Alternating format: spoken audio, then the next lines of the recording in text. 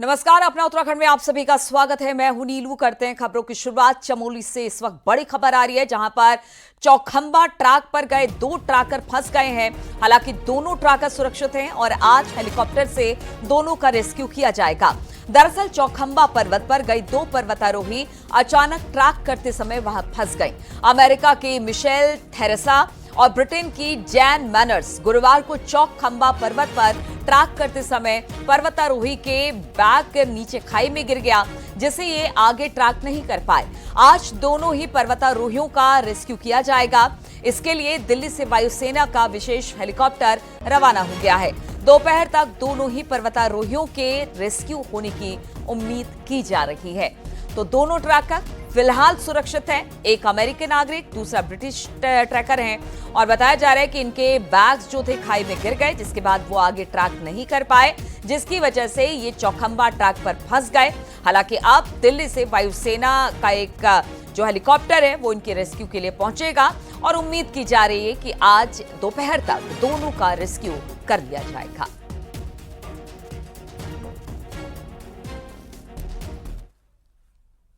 दिल्ली से भगवान रुद्रनाथ दर्शनों के लिए आए श्रद्धालुओं के ग्रुप से एक श्रद्धालु रुद्रनाथ मार्ग पर लापता हो गया, जिसको लेकर इस वक्त सर्च ऑपरेशन चलाया जा रहा है।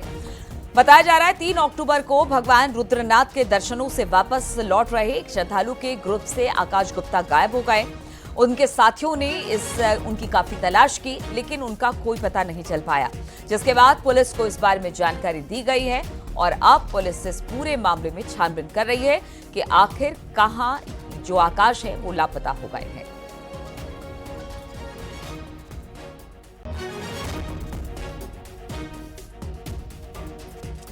और इसी पर बातचीत करने के लिए नितिन सेमवाल इस वक्त हमारे साथ जुड़ गए हैं।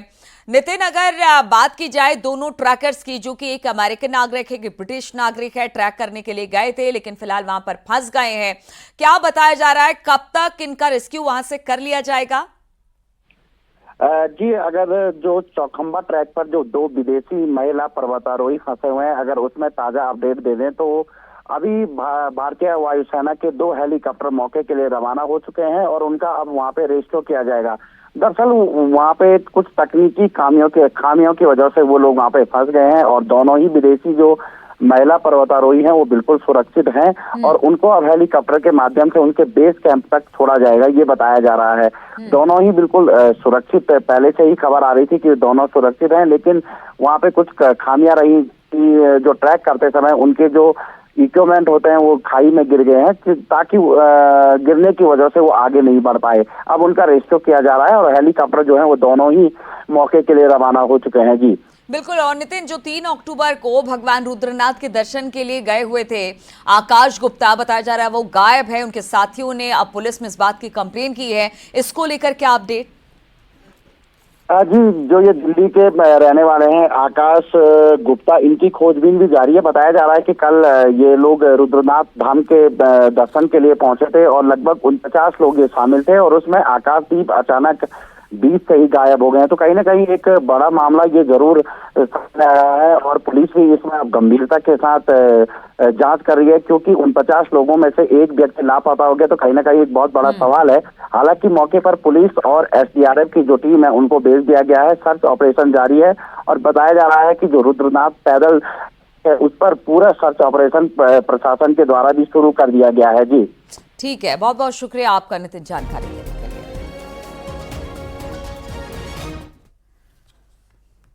और देहरादून से एक और खबर आ रही है जहां पर 19 साल की एक लड़की के साथ गैंगरेप का मामला सामने आया, जिसके बाद गुरुवार रात रायपुर थाने के बाहर बड़ी तादाद में भीड़ इकट्ठा हो गई।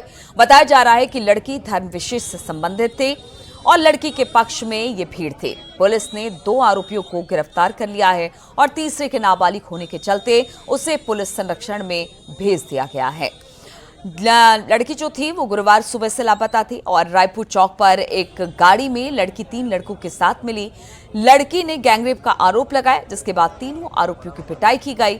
आरोप के मुताबिक शुरुआत में पुलिस ने केस दर्ज नहीं किया और बाद में हंगामा बढ़ने के बाद पुलिस ने इस मामले को दर्ज किया। हालांकि अब मामले को शांत करा लिया गया है।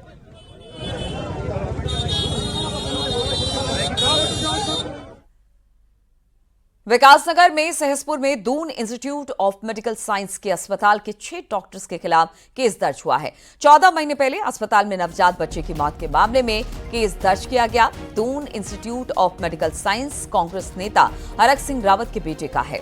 14 महीने पहले महिला की डिलीवरी के बाद नवजात की मौत हो गई, जिसके बाद मामले में उत्तराखंड मेडिकल काउंसिल की जांच में डॉक्टर की लापरवाही की बात सामने आई और फिर पिता की शिकायत पर पुलिस ने केस दर्ज कर लिया। DIMS अस्पताल में एक शिशु को जन्म दिया गया था, जिसके वहाँ पे मृत्यु हो गई थी। उत्तराखंड मेडिकल काउंसिल द्वारा जब जांच की गई तो उन्होंने उसमें अस्पताल के स्टाफ को और डॉक्टरों को दोषी पाया गया था। उन्हीं की जो रिपोर्ट के आधार पर अब DIMS अस्पताल और उसके 6 डॉक्टरों के खिलाफ अभियोग पंजीकृत हुआ है। काशीपुर में मुरादाबाद रोड से गुरुवार को अतिक्रमण हटाया गया। यहां पर टांडा तिराहे से लेकर हरियावाला तक PWD ने अतिक्रमण की पहचान की, जिस पर कई बार नोटिस दिया जा चुका है। इसके बावजूद इन लोगों ने अतिक्रमण नहीं हटाया। इसके बाद तो आज प्रशासन ने यहां बुलडोजर की मदद से अतिक्रमण को हटाया। मुरादाबाद रोड है, काशीपुर मुरादाबाद रोड है। इसमें टांडा तिराहे से लेकर हरियावाला चौक तक अतिक्रमण चिन्हित करते हुए जो जितने भी अतिक्रमणकारी थे उनको नोटिस दिया गया है। और उसके साथ ही साथ अखबार में भी ये पब्लिकेशन दिया गया था कि ये तय समय अवधि के अंतर्गत हटा दें। तो जिन्होंने नहीं हटाया है उन पे PWD विभाग द्वारा कार्रवाई की जा रही है।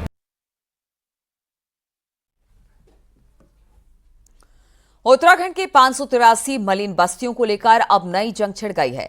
मूल निवास और भू कानून की लड़ाई लड़ रहे लोगों का कहना है कि सरकारी जमीन पर अतिक्रमण कर बसाई गई दलित बस्तियों में बाहरी लोगों का जमावड़ा है। सरकार इन बस्तियों को तीसरी बार अध्यादेश लाकर बचाने की कोशिश न करे। पहले कभी भी थे बिजनौर साइड के। हाँ, यहाँ तो काफी मुद्दत ही होगी। पूरे परिवार ही रहता है। बिजनौर के रहने वाले हैं और ये 40 साल हो गए। हाँ, परिवार सब भी 10 साल हो गए। बिहार कौन सी जगह से, क्या एड्रेस है? हमारी डिस्ट्रिक्ट है। यहाँ कहाँ रहते हो? ये बल्बी रोड में, नई बस्ती बल्बी रोड। ये है नजीबाबाद निवासी संजय कुमार, बिजनौर निवासी पप्पू और बिहार निवासी शंकर। ये तीनों लोग रिस्पना के किनारे मलिन बस्ती में रहते हैं। देहरादून में ऐसी 150 और पूरे प्रदेश में 583 मलिन बस्तियां हैं, जिनमें हजारों की संख्या में बाहरी प्रदेशों से आए लोग रह रहे हैं। नदी भूमि की जमीनों पर बसी इन बस्तियों को हाईकोर्ट अतिक्रमण मानकर पहले ही इनको हटाने का आदेश कर चुका है, लेकिन सरकार 2018 और 2021 में 2 बार 3-3 साल के लिए अध्यादेश लाकर इन बस्तियों को टूटने से बचाती आ रही है। अब एक बार फिर इसी महीने 21 अक्टूबर को अध्यादेश की समय सीमा खत्म हो रही है। ऐसे में जो लोग लगातार मूल निवास और भू कानून की मांग कर रहे हैं, उनका क्या कहना है, ये भी सुनिए। ये मलिन बस्तियां अवैध हैं, उनको सरकार परमानेंट करने की बात करती है, उनको मालिकाना हक देने की बात करती है। ये सिर्फ इसलिए की जा रही है क्योंकि बड़ी तादाद में मलिन बस्तियां बस गई हैं और वहां पर वोट बैंक तैयार हो गया है। जिस तरह के हालात पैदा हो गए हैं, इस बात को लेकर चिंता कर रहे हैं, कहीं अल्पसंख्यक तो नहीं होने वाले अपने ही राज्य में। ये गंभीर संकट है जिसको लेकर हम चाहते हैं बिल्कुल भी मलिन बस्तियों का नियमितीकरण होना चाहिए। इनको मालिकाना हक किसी भी सूरत में सरकार को नहीं देना चाहिए। मजेदार बात यह है कि बीजेपी और कांग्रेस ज्यादातर मुद्दों पर भले ही एक दूसरे के खिलाफ नजर आते हों, लेकिन इस मुद्दे पर दोनों एक से सुर में बोल रहे हैं। दोनों को चिंता है मलिन बस्तियों में रहने वाले हजारों लोगों की, यानी कि एक बड़े वोट बैंक की। ये ऐसी बस्तियों के बारे में सरकार गंभीरता विचार करते 2 बार अध्यादेश लाकर इन बस्तियों को सरकारी एक प्रकार से संरक्षण हमने दिया है। लेकिन क्योंकि मामला न्यायालय में, न्यायालय के आदेश को सब लोग मानते हैं और उस संदर्भ में जो भी अपेक्षाकृत करना होगा उस विधिक दृष्टिकोण से सब किया जाएगा। राज्य की सरकार स्पष्ट रूप से विधानसभा में कानून बना करके उत्तराखंड की मलिन बस्तियों को नियमित करे, यह हमारी मांग है। और मैं समझता हूँ कि मलिन बस्तियों में राज्य के तमाम जनपदों में मलिन बस्तियां हैं और इन मलिन बस्तियों में रहने वाले लोग 40-40 साल से 4-4, 5-5 दशकों से, गांधी ग्राम यहाँ की सबसे पुरानी मलिन बस्ती है जो लगभग 45 वर्ष पुरानी मलिन बस्ती है। सच्चाई ये भी है कि मलिन बस्तियों में रहने वाले इन हजारों लोगों के पास भले ही जमीन की रजिस्ट्री ना हो, जमीन के कागजात ना हो, लेकिन बिजली पानी के बिल और वोटर कार्ड जरूर मौजूद है। उत्तराखंड में आने वाले दिनों में निकाय चुनाव भी है, लिहाजा इस निर्णायक वोट को कोई नाराज नहीं करना चाहता, जबकि भू कानून के समर्थक इन्हें अब राज्य में नहीं चाहते। देहरादून से न्यूज 18 के लिए सुनील नवप्रभात की रिपोर्ट। कोटद्वार में जल संस्थान का नया कारनामा सामने आया। आरोप है कि कर्मचारियों की मिलीभगत के चलते रिटायरमेंट के बाद भी असिस्टेंट इंजीनियर फाइलों पर साइन कर पेयजल कनेक्शन की अनुमति देते रहे। जल संस्थान के एई बीआर चौधरी का पिछले साल दिसंबर में रिटायरमेंट हो गया। इसके बाद उन्हें कॉन्ट्रैक्ट पर 6 महीने के लिए सेवा विस्तार दिया गया, जो अगस्त महीने में खत्म हो गया। लेकिन अब आरोप है कि एई साहब उसके बाद भी सितंबर महीने में भी नई फाइलों पर साइन करते रहे। रिटायर्ड होने के बावजूद एई ने कई पेयजल कनेक्शनों की फाइल पर साइन कर अनुमति दे डाली, लेकिन अब एग्जीक्यूटिव इंजीनियर उन सभी फाइलों को कैंसिल कर दोबारा फाइल बनाने की बात कर रहे हैं। तो उसमें 8-9 फाइलों में उनके साइन कर दिए थे। अभी 31 अगस्त को वो रिटायर हो गए, उनका काम कार्यकाल खत्म हो गया। और जो उनकी पिछली फाइल जो थे जो उनके कुछ आख्या देनी थी उन्होंने अपनी चिट्ठियों में, तो उसमें साथ ही वो रखी थी, तो उन्होंने कर दी थी। जैसे ही वो हमारा संज्ञान में आया वो रुकवा दिया गया और वो फाइलें पूरी जो हैं वो दूसरी नहीं बनेंगी फाइलें, क्योंकि करेक्शन की फाइलें हैं।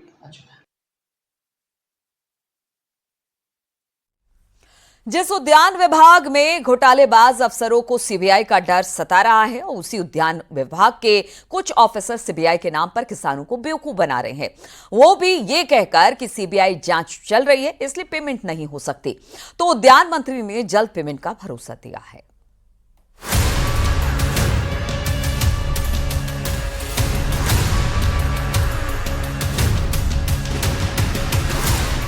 उद्यान विभाग में सेब कीवी के पौधों के नाम पर करोड़ों के घोटाले की जांच सीबीआई कर रही है, और जिस किसान के नाम पर घोटाला हुआ वो आज भी परेशान है। आरोपी अफसरों की घपलेबाजी की सीबीआई जांच चल रही है, तो चंद अफसर जांच से डरने के बजाय बहानेबाजी कर रहे हैं। किसानों को कुछ अफसर ऐसा ज्ञान दे रहे हैं जिसे सुनकर आप चौंक जाएंगे। उद्यान विभाग के ये अफसर किसानों को समझा रहे हैं कि सीबीआई जांच चल रही है इसलिए पेमेंट नहीं हो सकती है, जबकि इसी उद्यान विभाग के कुछ बड़े अफसरों पर घपला करने वाली फर्मों को करोड़ों रुपए की पेमेंट का आरोप है, और सीबीआई जांच ठीक से हुई तो जेल जाना तय है। पर वो किसान क्या करें जिनके नाम पर उद्यान विभाग के कुछ अफसर सेब कीवी के बजाय मोटी मलाई खा गए। ये किसानों का जो पैसा है, ये विभाग जब इसके ऊपर भ्रष्टाचार के जो जांच चल रही है सीबीआई के द्वारा, तो ये एक्सक्यूज दे रहे हैं कि हमारी फाइलें सारी सीबीआई के पास पड़ी हैं, इसलिए हम किसानों का पैसा नहीं देना चाह रहे। जबकि सीबीआई का बिल्कुल स्पष्ट कहना है कि भाई इन्होंने कोई पत्राचार ही नहीं किया। सीबीआई ने क्लियर बोला है कि भाई जो आपको इन चीजों के लिए चाहिए वो आप अपने कागज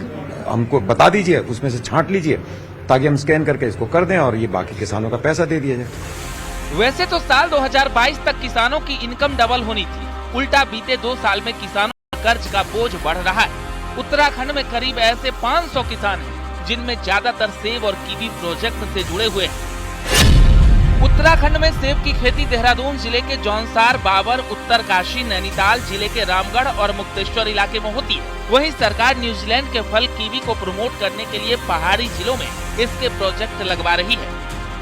लेकिन सवाल है कि सीबीआई जांच के बीच जब उद्यान विभाग में हर तरीके के काम हो रहे हैं, तो किसानों की पेमेंट के लिए सीबीआई जांच का बहाना क्यों बनाया जा रहा है? वहीं न्यूज 18 के सवाल पर उद्यान मंत्री गणेश जोशी ने किसानों को जल्द पेमेंट की बात कही। तो पिछली पेमेंट की बात दूसरी हो सकती है, जो डॉक्यूमेंट्स जांच में हैं, लेकिन जो उससे अलग है कहीं किसी किसान के साथ अन्याय नहीं होगा और उसकी पेमेंट होगी, ये भरोसा मैं आपको दिलाता हूं। उद्यान विभाग का काम किसानों का काम आसान बनाना है, लेकिन उद्यान विभाग के कुछ अफसर सीबीआई के नाम पर किसानों की पेमेंट टाल रहे हैं, और यही बहानेबाजी समझ से परे। दीपांकर भट्ट, न्यूज 18, देहरादून।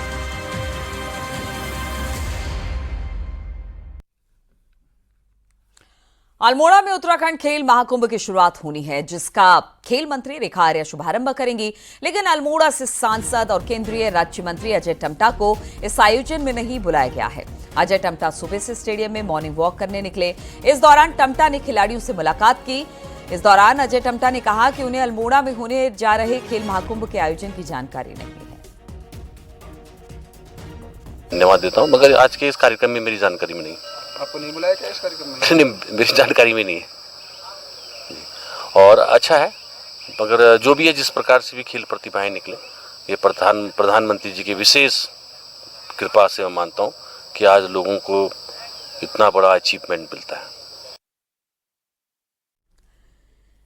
चीन और नेपाल बॉर्डर जल्द ही पूरी तरह मोबाइल सर्विस से कनेक्ट हो जाएगा। ऐसा होने से जहां बॉर्डर के इलाके में लोगों को नेपाली मोबाइल सर्विस पर निर्भरता खत्म हो जाएगी, वहीं सुरक्षा बलों के साथ ही सैलानी भी यात्रा के दौरान देश और दुनिया से जुड़ सकेंगे। देखिए रिपोर्ट।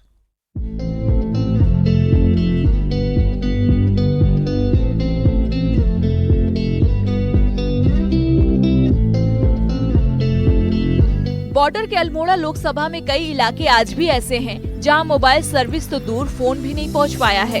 दूर संचार से कोसों दूर सबसे अधिक इलाके चीन और नेपाल बॉर्डर पर हैं। 5G के इस दौर में इन इलाकों में अभी तक फोन सर्विस भी नहीं पहुंच पाई है। ऐसे में नेपाल सीमा से सटे इलाकों में लोग नेपाली सिम के जरिए खुद को देश दुनिया से जोड़े रखने के लिए मजबूर हैं। लेकिन नेपाली सिग्नल भी कुछ ही इलाके में लोगों को राहत पहुंचा पाता है, मगर अब BSNL मोबाइल सेवा से वंचित इलाके को 4G सर्विस से जोड़ रहा है। अल्मोड़ा में 30 टावर लगेंगे और पिथौरागढ़ में 88 लगेंगे, चंपावत में 36 लगेंगे और बागेश्वर में 51 टावर लगेंगे। तो उसके लिए अलग अलग कैटेगरी में गांवों को चिन्हित किया गया था, जहां पर ये 4G सिग्नल पहुंचाने के लिए है। BSNL कुमाऊं के चारों पहाड़ी जिलों में 205 4G मोबाइल टावर लगा रहा है। इनमें सबसे अधिक 88 टावर पिथौरागढ़ के बॉर्डर इलाकों में लगने हैं। वहीं बागेश्वर में 51 टावर लगने हैं, जबकि चंपावत में 36 और अल्मोड़ा में 30 टावर BSNL लगा रहा है। अब तक मोबाइल सेवा से वंचित रहे कुछ इलाके में वीसेट के जरिए इंटरनेट सर्विस दी जा रही है, लेकिन ये सर्विस भी ऊंट के मुंह में जीरा ही साबित हुई है। 30-40 टावर ऐसे हैं जो अभी और लगने हैं, और जो 250 टावर में से जो हमारे बहुत सारे टावर लग चुके हैं, मगर उसमें भी 50 टावर ऐसे हैं जिसमें हमारा अभी काम लग रहा है, जिसके बेसमेंट बन गए, टावर इरेक्शन हो गया है, BTS लगना है, मशीनें आई हैं, तो उस पर भी हम जोर दे करके इस 3-4 महीने के अंदर हमारे लगभग एरिया कनेक्टिंग हो जाएंगी। चीन और नेपाल बॉर्डर के करीब आदि कैलाश और ओम पर्वत तक रोड बनने के बाद सैलानियों की संख्या में इजाफा हुआ है, लेकिन मोबाइल सर्विस नहीं होने के कारण सैलानी शेष दुनिया से कटा रहता है। ऐसे में बॉर्डर के इलाके में 4G मोबाइल सर्विस जहां उन्हें राहत पहुंचाएगी, वहीं बॉर्डर के सुरक्षा तंत्र को मजबूत रखने में मदद करेगी। अल्मोड़ा से किशन जोशी के साथ पिथौरागढ़ से विजयवर्धन उप्रेती की रिपोर्ट।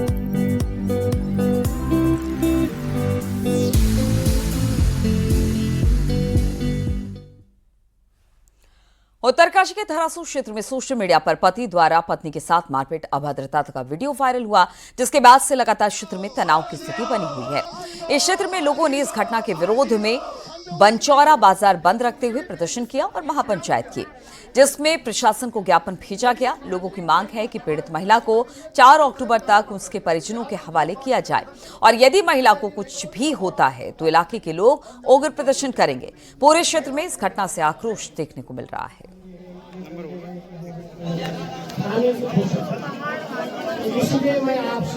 जिस प्रकार का जघन्य अपराध ये उटखोला में इस लड़की के साथ हुआ है, मार पीटा जा रहा है, और जिस प्रकार का कृत्य ये हो रहा है, क्षेत्र के सभी लोग आक्रोशित हैं। इसमें सभी प्रधान, क्षेत्र पंचायत, और हम लोग एक डेलीगेशन लेकर के आज SP साहब से भी मिले थे, साथ में जो है DM साहब को भी ज्ञापन दिया है। आसमान की ऊंचाइयों पर उड़ने का सपना अब सिर्फ पुरुषों तक सीमित नहीं है। आज की लड़कियां भी पैराग्लाइडिंग में बढ़ चढ़कर हिस्सा ले रही हैं। बागेश्वर की लड़कियां अपनी सीमाओं को तोड़कर नए आयाम छू रही हैं।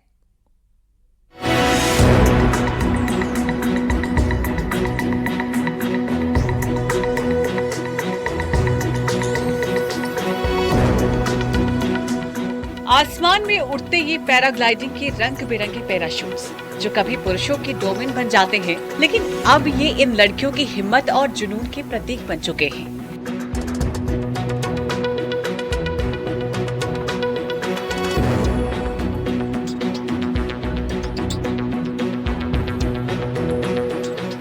बागेश्वर के दुलम में आजकल काफी संख्या में लड़कियां पैराग्लाइडिंग की उड़ान भर रही हैं। जब मैं इस कंपनी में आई तो मैंने देखा बच्चे कैसे करते हैं, क्या करते हैं, तो फिर मेरा भी थोड़ा इंटरेस्ट था, तो फिर हमने सीखा। मैंने P1 P2 किया मई जून में, उसके बाद अभी भी कंप्लीट किया। तो अब मैं देख रही हूँ कि पहले जो स्टार्टिंग में लड़कियां बहुत कम आती थी, लेकिन अब धीरे धीरे लड़कियां आने लगी हैं, उन्हें उनमें भी पैराग्लाइडिंग के लिए इंटरेस्ट जाग रहा है। तो वो इसके लिए अब बहुत सारी लड़कियां पे देखती हूँ कि वहाँ आती हैं।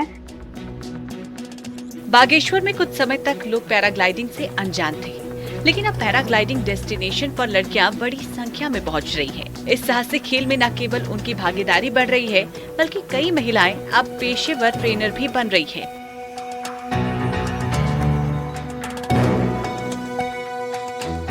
जिसमें 4-5 साल के अंदर काफ़ी लड़कियों ने 20 से 25 लड़कियां लगभग यहाँ पर ट्रेनिंग के लिए आई। कुछ लड़कियां तो कुछ सीखने के बाद बाहर निकल गई, लेकिन कुछ लड़कियां, कुछ औरतें अभी यहाँ पर सीख रही हैं। जनपद में साहसिक गतिविधियों के प्रति बच्चों का, युवाओं का उत्साह अधिक होता हुआ दिख रहा है, जिसमें खुशी की बात यह है कि बालिकाएं भी काफ़ी अच्छी संख्या में इन गतिविधियों में भाग ले रही हैं। पैराग्लाइडिंग की बात हो या कोई भी अन्य साहसिक गतिविधियां, हर जगह हमें बालिकाएं दिखने लगी हैं। इस अद्भुत खेल ने लड़कियों को अपनी सीमाओं से बाहर निकलकर आसमान में उड़ने का मौका दिया है। आने वाले समय में ये बदलाव न केवल खेल जगत में बल्कि समाज में भी एक सकारात्मक संदेश लेकर आएगा। न्यूज़ 18 के लिए बागेश्वर से सुष्मिता थापा की रिपोर्ट।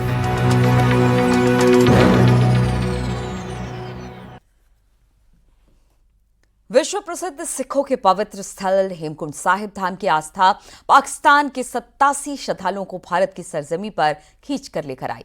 दिल्ली से होते हुए श्रद्धालुओं का जत्था तीर्थनगरी के हेमकुंड गुरुद्वारे पहुंचा।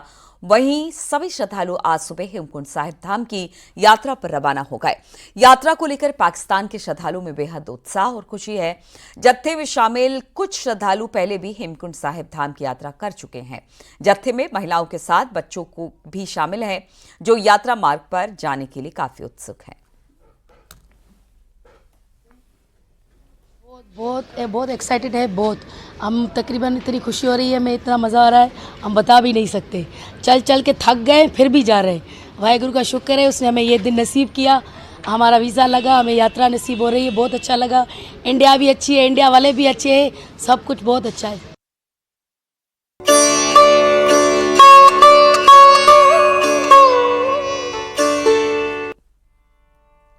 तिरुपति बालाजी में घी में मिलावट की बात आई तो अब बद्री केदार में भी प्रसाद और भोग में इस्तेमाल, ये सारी खबर हम आपको दिखाएंगे। लेकिन पहले नवरात्रि की बात कर लेते हैं। नवरात्रि के दूसरे दिन मंदिरों में रौनक है। आज मां ब्रह्मचारिणी की पूजा हो रही है। श्रद्धालु गंगा स्नान करके मंदिरों में मां दुर्गा के दूसरे रूप की पूजा कर रहे हैं। ऋषिकेश के प्राचीन मंदिर में सुबह से श्रद्धालु पहुंच रहे हैं और मां के दर्शन कर अपनी मनोकामना मांग रहे हैं। मां ब्रह्मचारिणी को ज्ञान और तप की देवी कहा जाता है। पौराणिक ग्रंथों में मां दुर्गा के इस स्वरूप को भक्तों के लिए अनंत फलदायी बताया गया है। मान्यता है कि मां ब्रह्मचारिणी की आराधना करने से जीवन में त्याग, सदाचार, संयम की प्राप्ति होती है।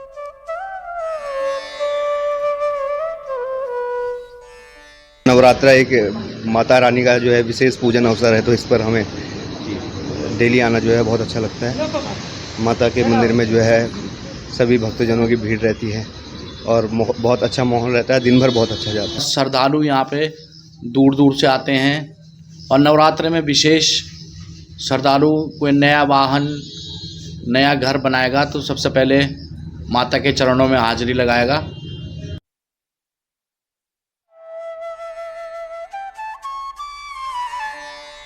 तो आज माता के दूसरे स्वरूप की पूजा हो रही है। आज माता के दूसरे स्वरूप की पूजा के लिए भक्त सुबह से ही नवरात्र के दूसरे दिन मंदिरों में पहुंच रहे हैं। मां ब्रह्मचारिणी की पूजा अर्चना कर रहे हैं और आज इन 9 दिनों में इसी तरह से माता की पूजा अर्चना मंदिरों में होती रहेगी।